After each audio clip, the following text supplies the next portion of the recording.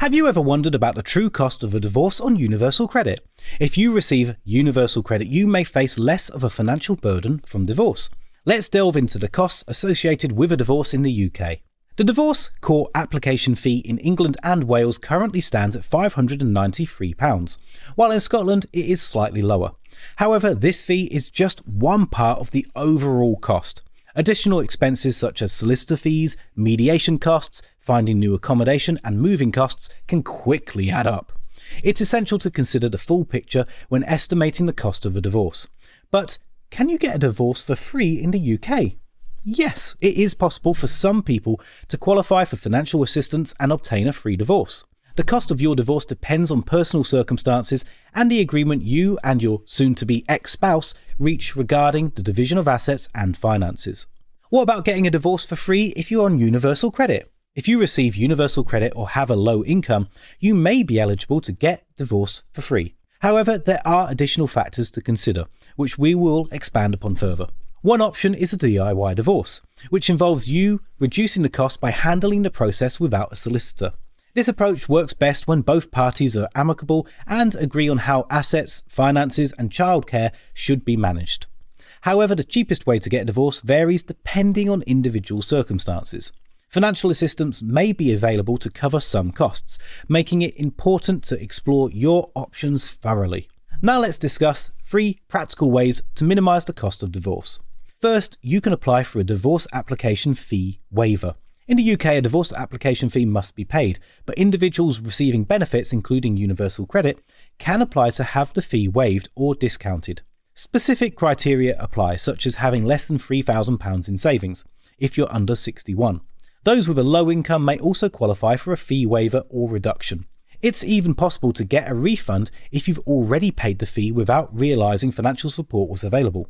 The second option is to consider a DIY divorce. In England and Wales, a DIY divorce is commonly used when both parties agree on the division of assets and finances, as well as the ongoing care of any children. In Scotland, a DIY divorce is possible only when there are no children under 16 and both parties have agreed on asset division. However, it's important to be aware of the risks associated with a DIY divorce, particularly in England and Wales. Without a solicitor and a consent order, which validates the agreement with a judge's signature, you may be at risk of future financial claims from your ex-spouse. While financial assistance may be available for completing a DIY divorce, seeking professional guidance is advisable. The third option is to seek legal aid if necessary and available. If both parties cannot agree on the division of assets and finances, mediation services may be required. These services can cost from £150 to £500 or more depending on the provider. However, financial assistance may be available to cover the cost. Mediation involves a neutral third party helping both individuals find compromises and reach a resolution. Financial help for mediation services is offered by the UK government, including vouchers for child-related mediation and coverage for the first mediation session. In theory, you can get divorced for free if you receive universal credit.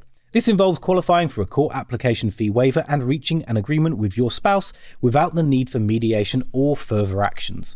However, if mediation services are necessary, you may still qualify for free mediation and financial assistance for obtaining a solicitor's help with the consent order, applicable in England and Wales.